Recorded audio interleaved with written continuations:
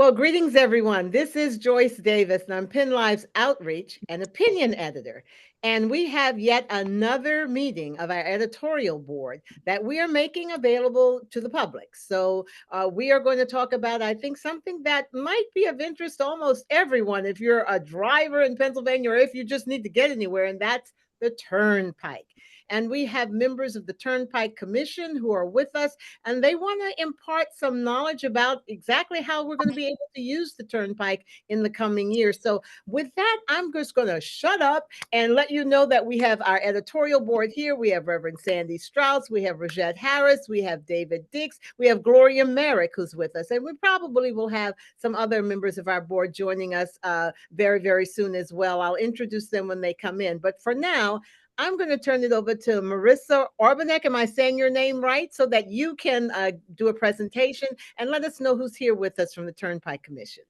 Absolutely. Marissa. Thanks so much, Joyce. I really appreciate it. We're very excited to launch open road tolling in January. And with that, I'm actually going to turn it over to our CEO, Mark Compton, so he can do some introductions and then get us started on this presentation. Sounds great. Good afternoon, everybody. I too just want to reiterate my thanks for you spending some of your precious time with us today. We are really excited about the future of the PTC here, and we're excited to share it with you. Also excited to talk to some of those changes and benefits that are coming here as we flip the switch in January. Marissa, do you want to share the screen? Do you want to put the presentation up? Absolutely. Great. Before we get to that, we just wanted to back up a little bit, if we could, and just give you a brief overview of who we are. I know you know us, been active roadway since 1940, but when you see some of these things on the paper, sometimes it does remind you just how big and the value that the Turnpike brings. So if you take a look at that slide, I love the fact that it's an 80-plus-year-old roadway, and we continue to grow. So you see 565 miles, and as many of you know, based on a mandate from the General Assembly, we are continuing to still build a new roadway, and we're excited to do that. We're excited to expand our current footprint, and also with some of the benefits that we're adding now out in the Pittsburgh region, where we are at, typically economy flourishes and grows. So we're excited to bring that to Pittsburgh, and excited for what we've been able to do. The other part of this slide that always jumps off at me is the 1,300 employees. These are our colleagues that work alongside us every day, whether it's the folks that in the equipment operators and the maintenance sheds who make the adage true that if it's going to snow, get yourself to the Turnpike and you're going to be okay. Them and their colleagues work hard all year long as they make sure that if there's an incident on the Turnpike, they run into danger to clear that incident as quickly as they can. To some of the best innovative minds that we have in engineering.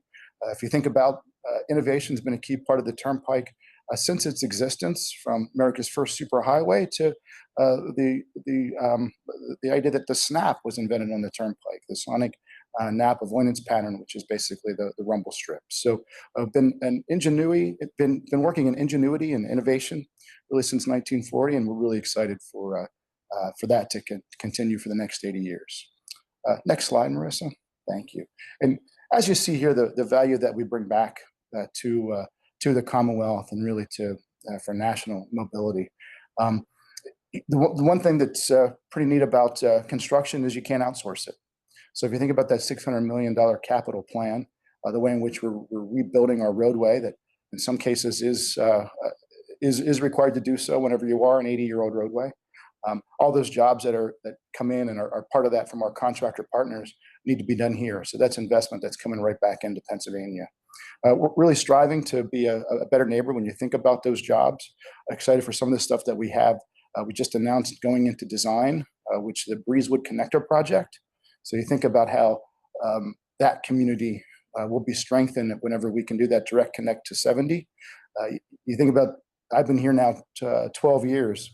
In the early days of putting our capital plan together, the local stakeholders there would say, please don't ever connect the two, because it's going to change the landscape in Breezewood. To the last couple of years now, they're saying, please connect the two so that we can really focus and get the folks into Breezewood who want to be in. So that's just one example of how investment can really change an area, and we're happy to be that neighbor and happy to be that partner.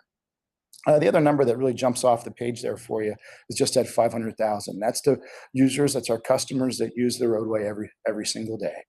So it gives you a sense of the mobility that occurs as a result of folks that had some foresight back in the 30s to put this road in place. So again, excited for the value that we bring, and excited for that to continue. The next slide that we get here is really part of our strategic plan. And what Craig is going to talk to you about here with our over-the-road tolling really speaks to many of these values and why we're doing it. So we're excited to get that conversation underway. But what we have here with our strategic plan really is what we call true north. It's how we want to work together and how we want to show externally how we work together. And I really think that comes through in the values and the value proposition that we bring. So we're going to talk specifically about some of these values as we get moving. In order to get us started on our first value, we're going to kick it over to Craig Shuey, who serves as our Chief Operating Officer, to walk you through some of the innovations and some of the things that we're doing in safety. Thanks, Mark.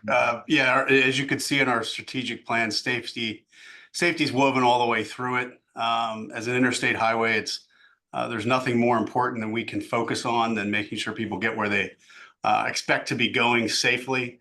Some of the things that we've been working on over the last few years affect all the big three measures that we have in front of you: our crash rates, work zone safety, and incident clearance. We on the crash rates, even for a roadway as old as we are, although in many places we've been able to widen and improve and modernize across the whole system, we still have a crash rate that is lower than the average interstates in Pennsylvania. A lot of that's due to the way we treat crashes. We have incident responders on scene that are Turnpike employees. We use our maintenance forces to help clear incidents. We have contracts with towers and direct arrangements with fire and EMS to make sure that our incidents are attended to quickly, and that we try to minimize the number of backlog crashes that can be just as deadly, if not more so, as a initiating crash. Our work zone safety program has really improved over the last few years as we've tried a variety of new tools, including the legislatively approved work zone safety camera program, to try to draw down the number of crashes and incidents and injuries in those work zones, trying to protect our own workforce as well as the motoring public, who has become decidedly distracted over the last few years.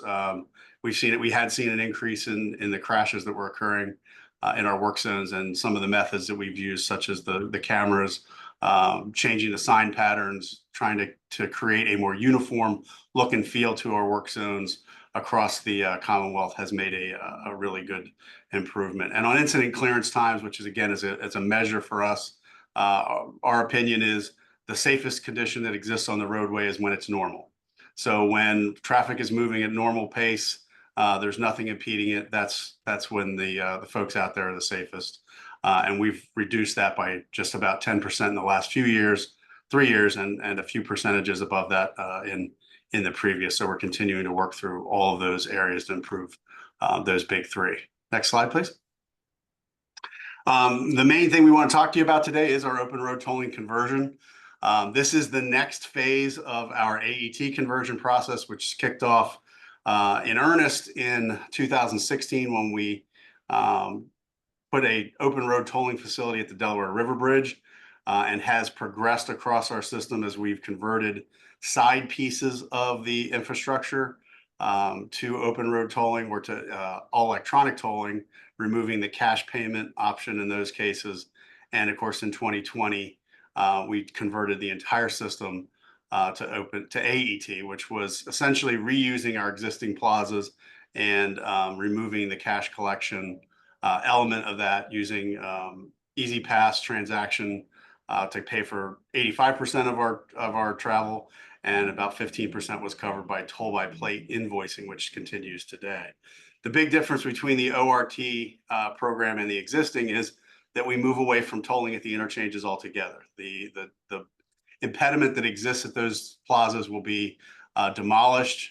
The tolling will occur over the roadway through these gantries, which we've seen being built from Reading to the New Jersey line and up the Northeastern Extension. That all goes live on January 5th and 6th of the coming year. And when we do that, that will be the first phase of the ORT project. The next phase will open up in 2027 when the remainder of the system is converted to the exact same function.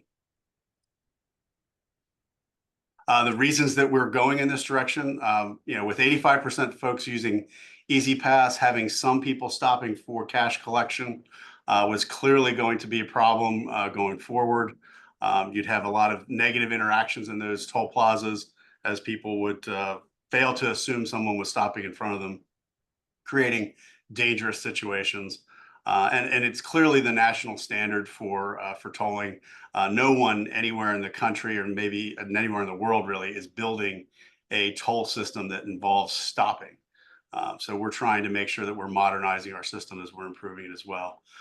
The ability for us to add access points along the system is really a key piece of the open road tolling piece of this. Getting away from tolling at the interchanges allows us to add new interchanges at a much easier, much less expensive proposition, provide access that's more environmentally friendly and more reactive to the needs of the communities than we have been able to do previously.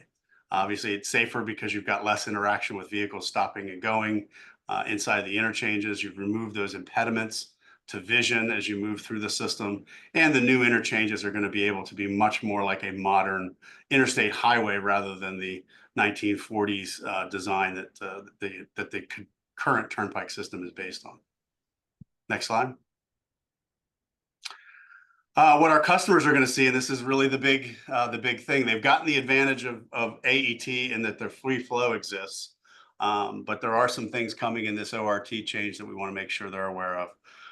Many folks have gotten used to waving their tag as they move through the system.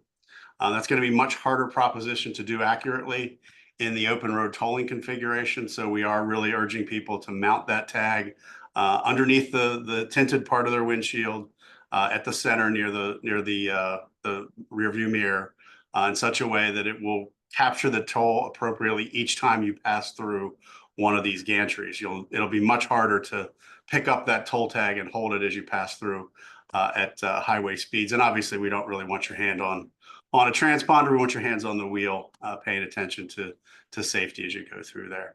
We want to make sure folks have their EasyPass accounts up to date, credit cards up to date, bank account information if you're sharing that up to date, vehicle plates and vehicle make models, very helpful to making sure we can attribute the correct toll to the correct person. And be ready for your bills to look different. Where one transaction would occur between, say, Harrisburg East and Valley Forge, that number is going to increase as you move to the east. When you get to the ORT system, each point you pass that would have been an exit previously is going to show up as a part of a transaction for your trip to Valley Forge. So just prepare for that to look different. And there's a few tips on there about how to make sure your transponder is mounted correctly and will serve you well as the best way for us to toll you. Next slide. As a key piece of our open road tolling project, we have deployed a fiber optic network from the east, or from Reading all the way, or actually Harrisburg East area, all the way to the New Jersey line and up the Northeastern Extension, designed to make sure that we can capture our transactions quickly and have control over how that data is transmitted. But we've also opened up a pipeline for expansion of high-speed internet capabilities across that entire region. And we are moving across the rest of the system now with an expectation that in 2026, there will be high-speed internet capability, fiber optic line, with the possibility of commercialization from border to border, Ohio to New Jersey, and anywhere the turnpike is functioning. This is just an example of what a new interchange might look like. If you look inside the triangle there, the lower triangle, you'll see what would be our current system.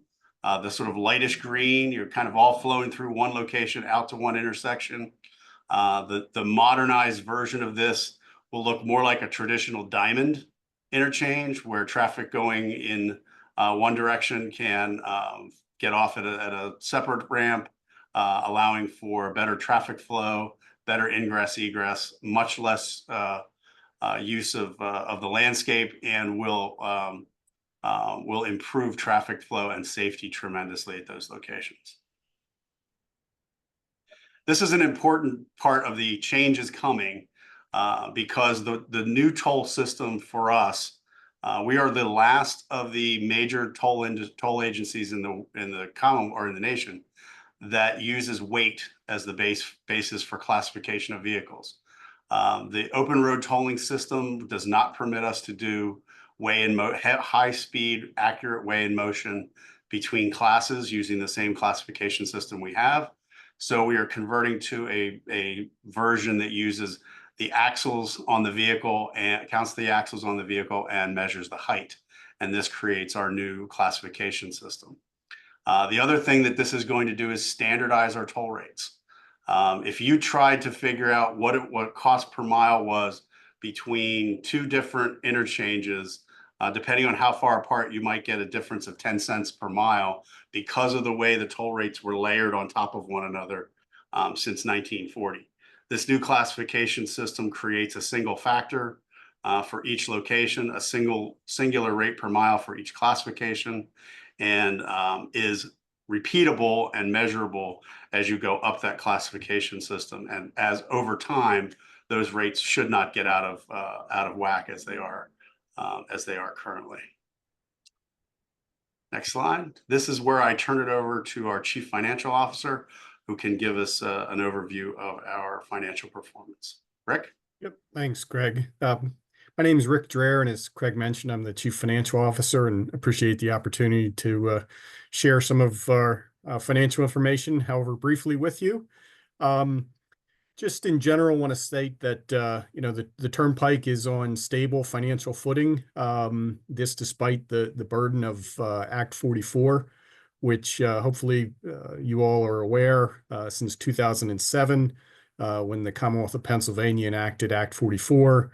It significantly expanded our mission to one beyond just operating the 565-mile toll road of the Pennsylvania Turnpike to supporting various statewide transportation projects. And so our financial picture has changed since 2007, but again, we're in a stable position financially right now.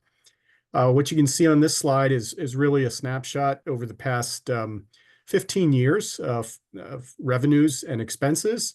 And you'll notice the growing revenue bars over the last 15 years. Much of the increase in revenue obviously is associated with annual toll increases. Because of that Act 44 obligation, we're legally required to continue to raise tolls to meet the obligation of Act 44. But what you don't see in this slide is that despite tolls increasing every year since 2009, we've been able to grow our customer base. Ours is a voluntary system. People choose to use the Pennsylvania Turnpike, and we continue to see growth in our volumes. Prior to the pandemic in 2019, we had 4 consecutive years of record volumes. And we're headed for a 5th year during the pandemic hit in early 2020. But coming out of the pandemic, as you can see, the growth in the green revenue bars, we've again recovered our customer base, and we've actually been able to grow our transactions. We're up 15% from our previous high in commercial transactions. And so customers continue to choose to use the Pennsylvania Turnpike. From an operating expense perspective, the yellow bars, you can see we've been able to maintain relatively flat operating expenses for the better part of a decade.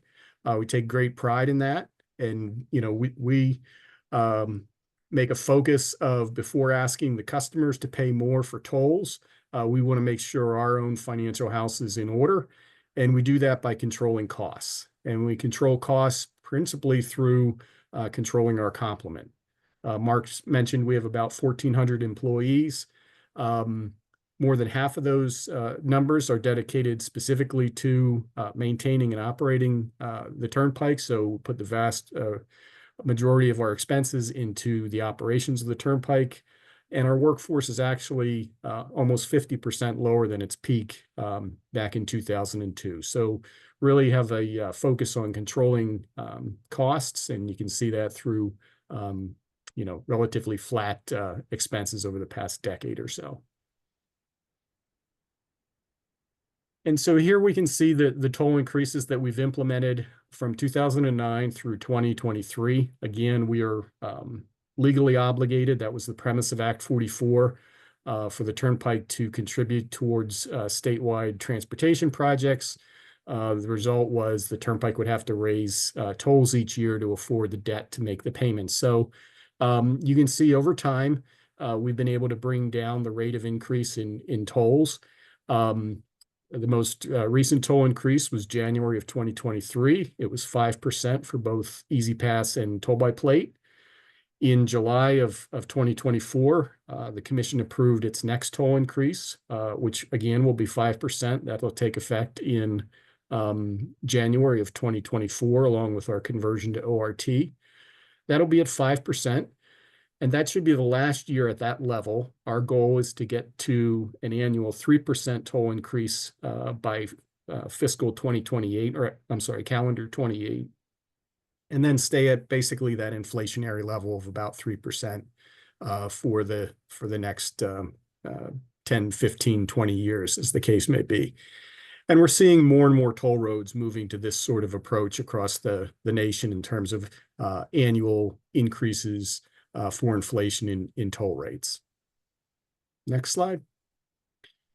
So despite having to raise tolls for the last 15 years, we continue to remain competitive. This is a chart of the 47 different toll roads and systems in the United States and their passenger and commercial rates. These are based on Easy Pass, which we always encourage customers to choose Easy Pass. That's the cheapest rate on virtually all systems, certainly on the Pennsylvania Turnpike. And you can see at 15 cents per mile for a passenger Easy Pass, we are lower than the national rate of 18 cents. And for commercial passengers, 57 cents, and that's again based on weight. Again, we're cheaper than the national average for both passenger and commercial, and right in the middle of the pack in terms of pricing. So, no one likes to see a toll increase, but again, you're seeing, because of the needs of transportation systems nationwide, more systems are moving to an annual indexing for inflation, and our prices do remain competitive and below the national average. I think Craig's going to cover this. You're on mute, Craig. So one thing with Zoom, the audio thing tends to go away when I'm looking for it first. Sorry about that. This slide represents our transaction summary that we've been using a model since we started the AET project in 2016 to measure what was happening with toll transactions so that we understood whether we were getting a return that we expected to get in terms of payment from our customers. This plan is posted on our website quarterly, or an updated version of it's posted on our website quarterly, and it helps explain the so-called leakage question. What happens when we have these toll by plate transactions that we don't get paid for? But if you look, the purple colors are our Easy Pass customers, representing I'll say the cheapest 85% of our transaction process. That's the easiest way for us to get revenue, and the easiest way for our customers to pay for that transaction. That's like 100% payment there. You see all those Easy Pass customers were getting paid in that fashion through them. The darker blue color is the folks that we invoice and that make a payment to us. So that amounts to 93.2% of all of our transactions in the most recent survey. And the oranges, yellows, and reds represent that which we haven't gotten yet or don't expect to get in the course of the next few months. So there's 5.1% of those folks were invoiced, and we don't expect to get a payment from them based on our record keeping. That's the biggest bulk. So most of the folks that are that toll leakage is represented by folks that do not send us a payment, but should have had no reason not to. 1.1% is undeliverable, meaning we can't get we don't have a correct address for that person, or the address that was on file is incorrect. Another small percentage, 0.08% is, or 0.8%, is unavailable from the DMV, meaning there's some transactional issue where we can't find that information from the DMV. And then another slice is a license plate unidentified, meaning they may not have the plate, it may be blocked, it may be dirty, it may be damaged, and that makes up that 100% of our transactions. But we watch this monthly. We have more detail in the background that we review and try to understand. We try to improve our processes and have been able to bring down some of those areas, in some cases up to 25% improvements in minimizing that risk. And again, the greatest part of it is trying to find a way to get it from the folks who have been sent a bill but choose not to pay it. Next slide. We are tracking our folks who do not pay us. We have some tools available to us to get to them. We look for habitual offenders. These are the folks that have a lot of tolls with us that aren't paying. The General Assembly gives us the opportunity to seek suspension of their registration if they owe us more than $250 or 4 toll by plate invoices unpaid. And we follow this somewhat detailed process to try to get to those folks to make payments. This is the process we follow for toll collection performance. You get an invoice, 30 days is when you should be seeing that after your transaction. If you don't pay us in 30 days, we'll send a second notice. After 90 days, it goes to collections. If you become eligible for registration suspension, we will send you a notice within 30 days. If you go into registration suspension, the Department of Transportation will send you a note and say, if you don't make your payments within 42 days, your registration will be suspended. And then, that 60 days is really when it kicks in for active suspension. And we follow a civil complaint process through our court system if the invoices are over 280 days old and accumulate to more than $2,000. We're looking to take you to court to get that payment. Craig, can you speak to any of maybe the additional fees or penalties that may be levied on top of whatever the toll fees are? Yeah, we charge a $5 invoice for late fee, our $5 per invoice late fee, and or I think it's a percent of the overall bill, whichever's higher, that's added on. But it doesn't grow that much. That's kind of it. There are fees associated with the collections process. There are fees associated with the with the revenue or with the registration suspension. You have to pay PennDOT to restore your license or your registration. I think that's $90, something close to that.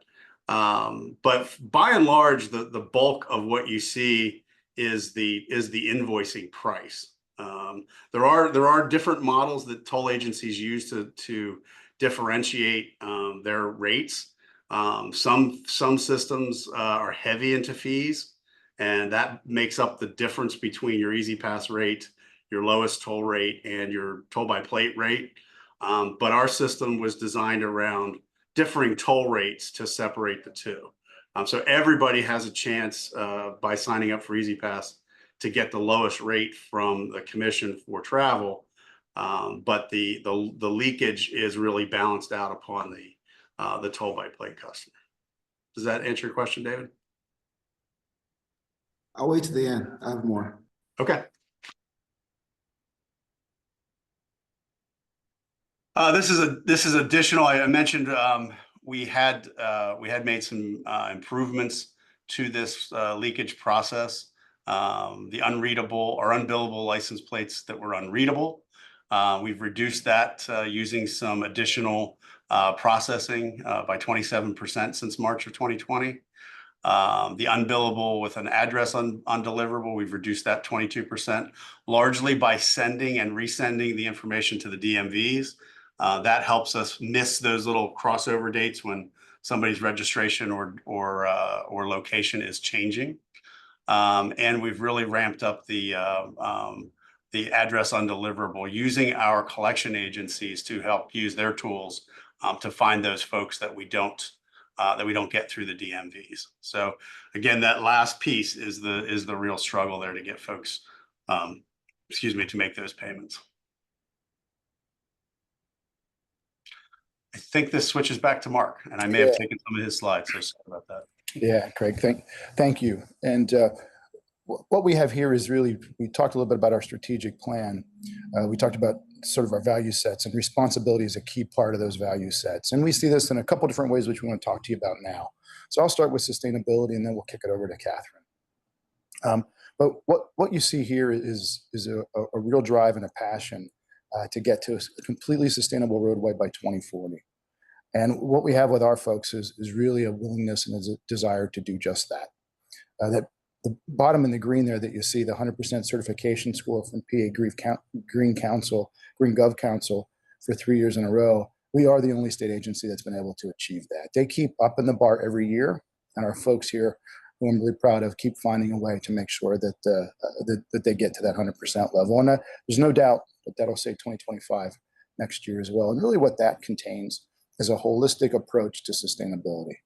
It's not just what we do on the roadway and maintenance, but it's also the way in which we have a growing garden right outside our door here, in which we donate all of that food to the local food bank. So it's really that. It's the angel tree that we have out here for Christmas. It's really taken a complete approach. But what you have here, and a lot of this here was led by our chief, not just our chief engineer, but also our CFO, Rick Dreher, who we just heard from, because we do this not because it's just nice to do. We do this because there's also an ability to be profitable or to make a sound investment in it. And that's one of the things that Rick has really championed and has done a great job. So just real quickly here, we have negotiated a deal with Apple Green, who runs as a concessionaire for our service plazas. Within the course of the next 2 years, they've committed to put those chargers that you see here in each and every one of the service plazas. They're agnostic chargers that can be used with any vehicle on the road. The Tesla ones that are out there today will also stay and remain.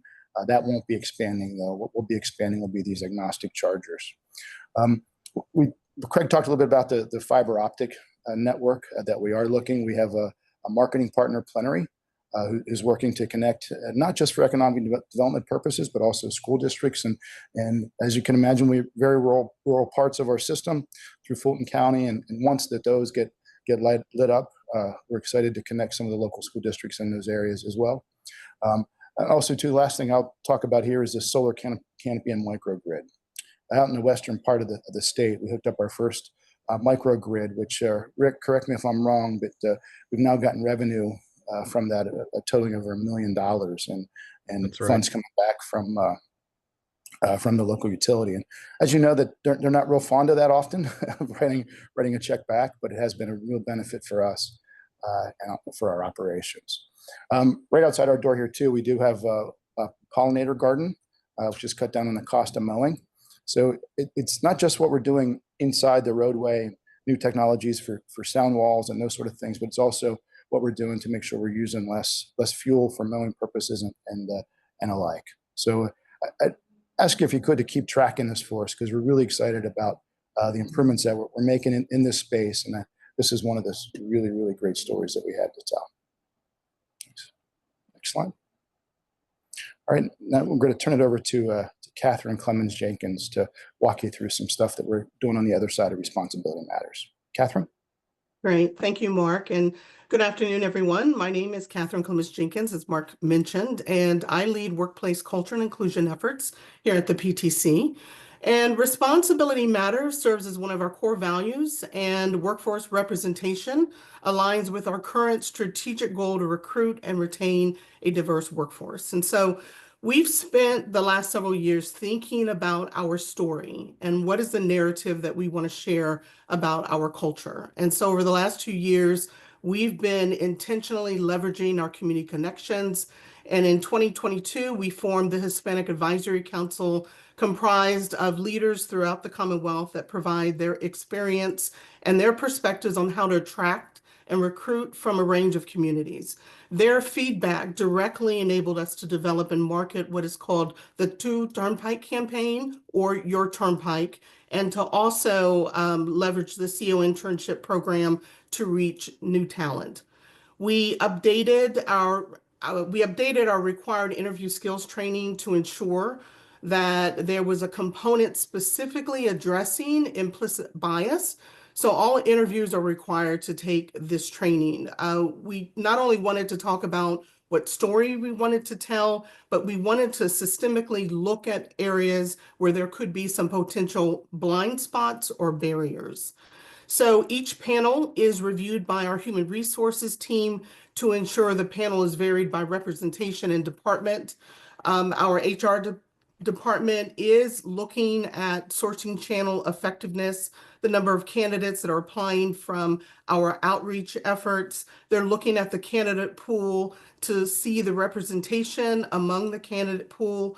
They're looking at selection ratio, the type and percentage of candidates that are moving and progressing from one stage to the other, and then certainly looking at the new hires, representation in our new hires and onboarding. So we recognize the importance of creating a variety of outreach mechanisms to introduce the PTC to those who may have never considered working for a transportation organization. And we recognize in this day and age that we cannot just limit ourselves to traditional mechanisms to conduct outreach. And so recently, probably about a few months ago, we visited the Job Corps location in Pittsburgh and discussed with their team a work-based learning program to create opportunities in the mechanical trades, specifically automotive mechanics, for students 18 to 20 years of age. And we are in the beginning stages of developing a program with our IT department to introduce meaningful career opportunities for those employees who are neurodivergent. So our CEO internship program, I just wanted to make a quick point about the CEO internship program. Thank you, Marissa. We are now in our 10th year, and we continue to introduce college students to the possibilities of a career in transportation. And our CEO interns receive a full professional enrichment experience that includes a group project that's assigned by the executive leadership of the organization and concludes with a presentation to the members of the team.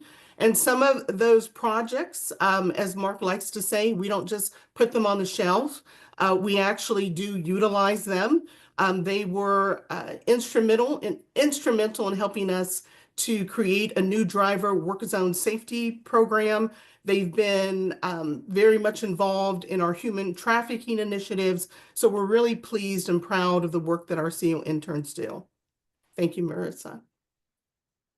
In addition to just our workforce representation, it's important for us to also cultivate an innovative and inclusive work environment. And this, of course, still aligns with our strategic goal of fostering an environment of innovation. And over the past 3 years, we have leaned in to listen closely to our workforce to ensure our employees are being seen, valued, and heard. And in 2022, we conducted our first workplace climate survey that identified areas of improvement specifically around workplace interactions. And from that survey, we've intentionally focused on behaviors that could lead to one feeling excluded in the workplace. Through our Leadership Dialogue series, we've facilitated trainings on disability awareness and programming that highlights the uniqueness of all of our employees that have led to increased understanding of one another and the internal resources that are available to them. We continue to highlight our internship opportunities where each year interns work on an executive-sponsored project, but we also recognize the importance of increasing our business supplier relationships to develop opportunities and competition in our contracting opportunities. So we focused on outreach and leveraging our partners to increase that visibility. We've worked on improving our internal business processes and monitoring of those contracts for compliance. We have forged deepened relationships with American Council of Engineering, the Mid-Atlantic Small Business Transportation Resource Center, our Hispanic Advisory Council. We continue to leverage for their feedback on how to best discuss opportunities within respective communities. And in April of next year, we will host a Meet the Turnpike event to strengthen outreach opportunities for small, diverse businesses to meet prime contractors in working with the PTC. And I also, the last but not least, I want to talk about just our employee resource groups that continue to work on better, not only improving the Turnpike, but improving our community. And our PTC Women's Network now in its 6th year continues to serve as an important retention tool, not only for our women employees, but the network has a wide range of programming to support the employees and the community. In addition to the networking, the network leads the Human Trafficking Awareness Initiative. They have a visible presence at India Day and community events. They actually helped develop the Giving Garden that produced over 1,500 pounds of food for local food pantries. And they continue to support women in transportation by conducting programming that supports high school students, 9th through 12th grade, who are our future transportation leaders.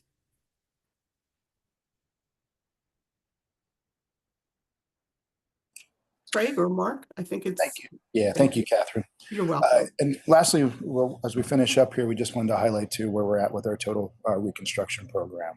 So we talked a little bit about the size of the investment that's made, which is on average about $600 million a year. And this program began in earnest around 2000. So if all goes well, our goal is to do about 7.5 miles, get 7.5 miles completed on an annual basis. And if you take a look with where we're at, we're about halfway through from what's currently in design or that's been completed. And as we continue to move forward, the goal is hopefully by 2050, 2049, we'll have this whole program complete. But anywhere that you see those areas, you know, we go from 4 lanes to 6 lanes, a beautiful modern highway. Changes with some of the curves and the topography, you know, that weren't able to be changed back in the 1930s. So we are excited about continuing to be able to invest in our roadway.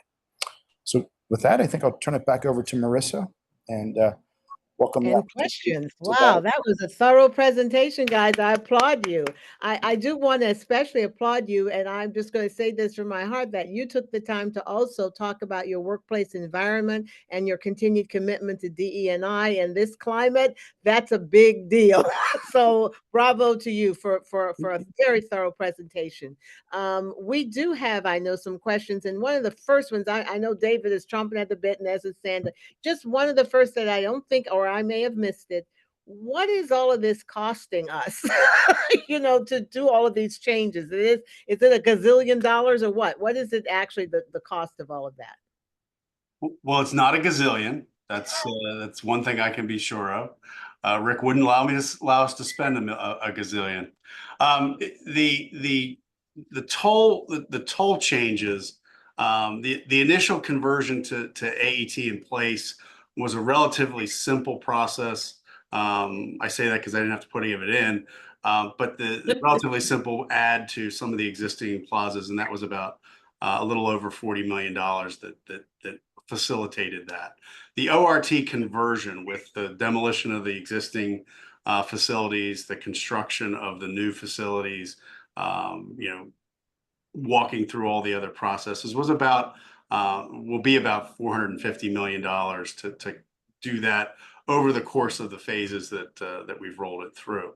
But the counterbalance to that is we would be making similar investments in just maintaining traffic flow through those existing plazas over the next 25 years, should we have not moved in that direction. So the ORT, we're spending more, it's just spending it on different things. It is, and we're spending it now. I think that's maybe the biggest difference. Instead of trying to struggle through repairing those existing systems for the next 25 years, we are making an investment now that will allow us to improve traffic flow and and serve our customers better.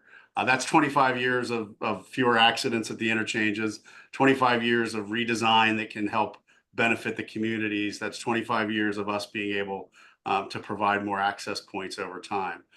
So it's always been a long-term value to the Commonwealth and to the Turnpike system and its users, but it's front-end heavy, and that's kind of where we're at. Okay. And so I see Reverend Strauss has her hand up, and then we'll go to David Dix. Reverend Strauss. Well, just briefly, I wanted to say I'm grateful to see the attempts to do more on the environmental front with pollinators and that sort of thing, especially after driving through other states and seeing what's being done. It always was distressing to see everything just mowed down, and knowing that some of that was habitat for butterflies and all of that, or could have been. So I'm grateful for that. But I wanted to know if you could talk a little bit about the breakdown in the expenditures for, at the beginning, you showed the chart that showed your fixed costs and the revenues and then that bit in between. And could you talk a little bit about how that breaks down? Sure. I'll take a crack at that. So in general, we're about a $1.7 billion a year organization. That's our gross revenues from tolls. We spend about $370 million a year on operating expenses. And as I mentioned, we have about 1,400 employees. More than half of the employees are dedicated to maintenance and operation of the turnpike. So the vast majority, almost 60% or more of our expenses, that $370 million of expenses, goes to directly maintaining the roadway. So $1.7 billion in revenues, $370 million in expenses. Where does the rest of it go? It goes to debt service. And as I mentioned, the Commonwealth of Pennsylvania made a policy choice back in 2007 to utilize the turnpike to support statewide transportation funding projects. So the turnpike has paid over to PennDOT about $8 billion since 2008, when the payments first started. We have had to borrow each year to make those payments. So we have a total of about $16 billion in debt outstanding. More than half of that is related to Act 44. So we spend close to $850 million a year in debt service. So $1.7 billion in revenues, $850 million or so in debt service, and then $370 million in operating expenses. So the vast majority of the toll dollar is going to support debt service related to Act 44, and then we spend about $200 million of the remaining funds on construction projects.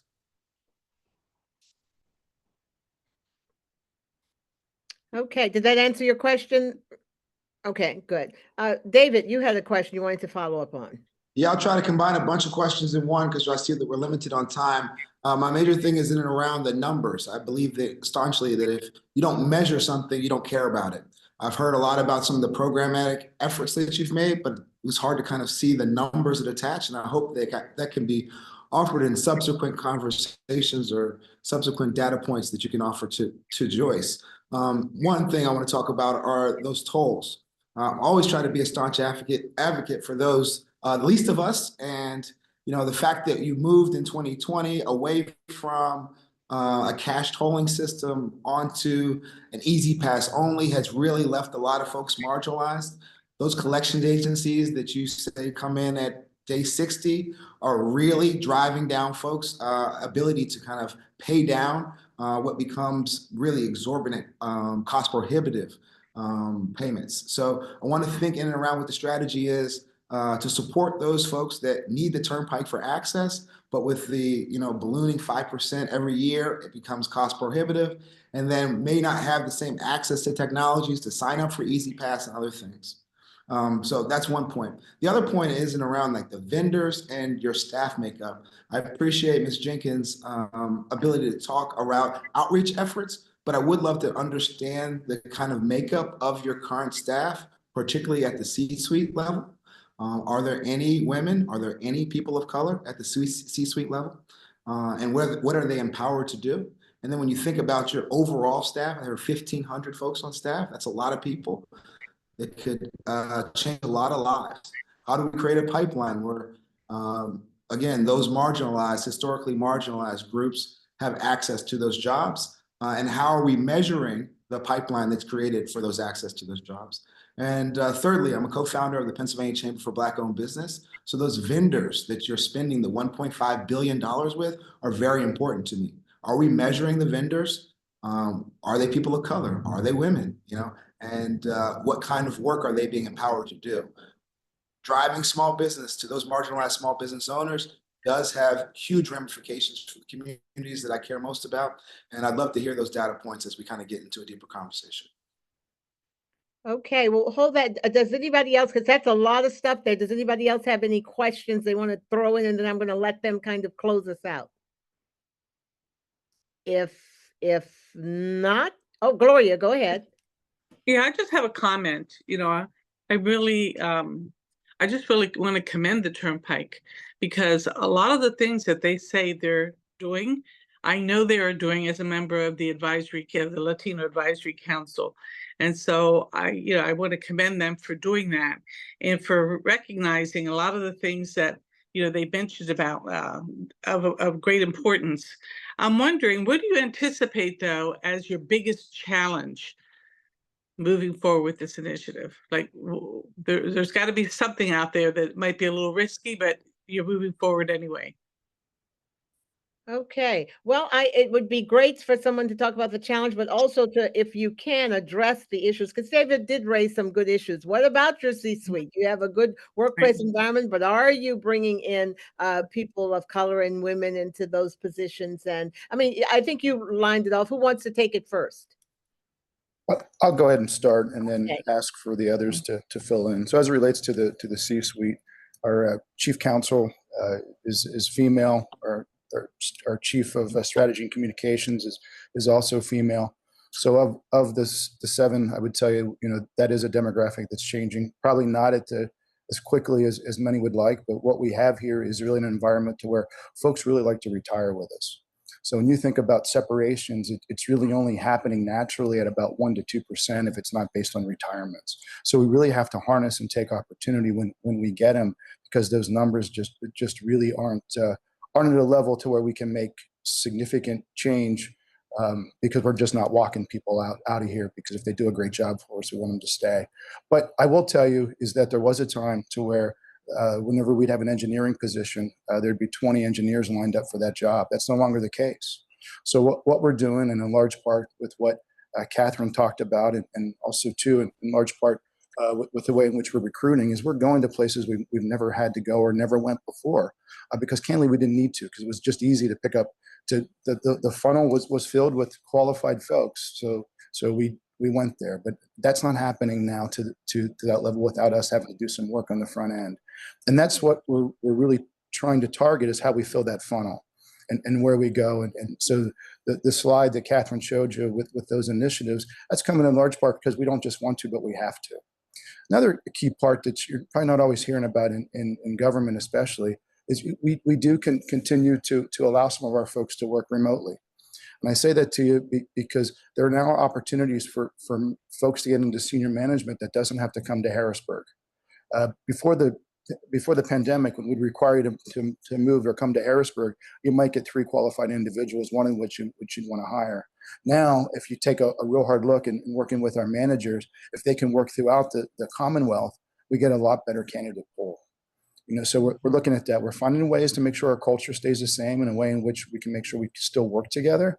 But that has been a real tool that has helped us change some of those percentages that we continue to work through. So no question, we have a lot of work to do, but we're committed to the work as our commissioners keep asking us the questions in that space as well. A couple other things. You did say a lot. We welcome the opportunity to work with your chamber, David. Anything we can for outreach. To a key part of our strategic plan moving forward is making sure that we're not just working with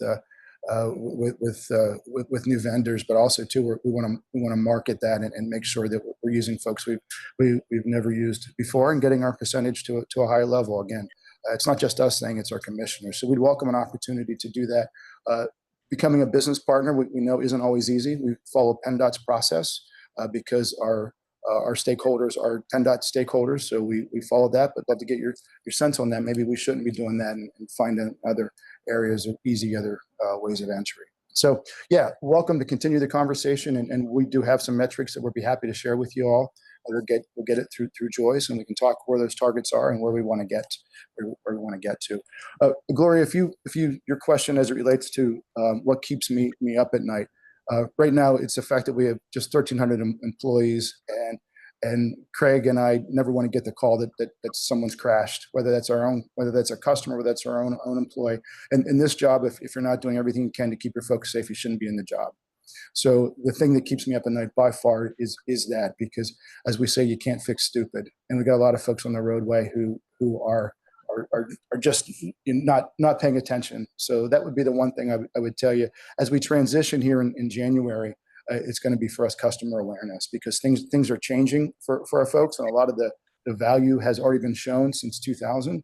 So we need to work hard to make sure that the value of today and then the value of tomorrow, which are these new access points that aren't going to come overnight, are also able to realize and show, and how that's sort of the first step in what's going to be a longer process to connect areas like Breezewood, to connect areas like the Scranton Beltway, and those sort of things. So I would tell you, as it relates to, we're not worried about the system flipping the switch, because we've been practicing this and piloting this since 2016, but we know that there's going to be a lot of situational awarenesses and some things changing for our customers that we're going to have to be ready for.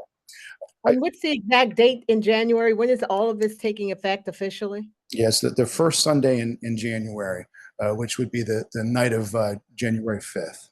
Okay. So it's a Saturday into Sunday. So Saturday the 4th into Sunday the 5th is whenever the switch is flipped. Okay, very good, very good. Well, good. I think just quick question to close us out. What are your thoughts? I mean, how if they move forward with these driverless cars, how is that going? Are you guys preparing for that eventuality at some point? Yeah, we are. We have a whole group that's dedicated to sort of what that next generation of technologies are going to need, what we're going to need to have ready at the roadside to manage that. There's a couple of schools of thought in terms of how that's going to shake out, whether there's going to be a high dependence on roadway infrastructure or a low dependence on roadway infrastructure with a higher dependence upon the vehicle itself and its own technologies. Probably somewhere in between is where it's going to land. But if you can imagine, there are 43,000 miles of rural road, mostly rural roadway in Pennsylvania. And it's hard to imagine that much of that is going to get a technology upgrade that will allow a driverless vehicle to transit it very well. So we're looking at whether, how we may be able to address those situations as they come forward. But right now, there's not a lot known in terms of what the final technologies are going to look like and how they're going to interplay. We're really positioned well, though, to accept some of that type of travel, because we spend an awful lot of attention on our roadway delineation, our signage. As I mentioned earlier, our construction patterns, we try to make sure they are uniform signage and setup, and so that we do think when that opportunity presents itself, we'll be better prepared than maybe many other agencies to handle that kind of traffic. All right, very good. Well, I think unfortunately that's all we do have time for. But again, I think you guys shared a great deal of information. I would like to see if I could get those slides from you. That would be great. And I'll look for any follow-up you have on the questions that David raised as well. Certainly. Absolutely. Yeah, I'll get that to you, Joyce. Absolutely. I'll follow up with you on the slides and the follow-up data points.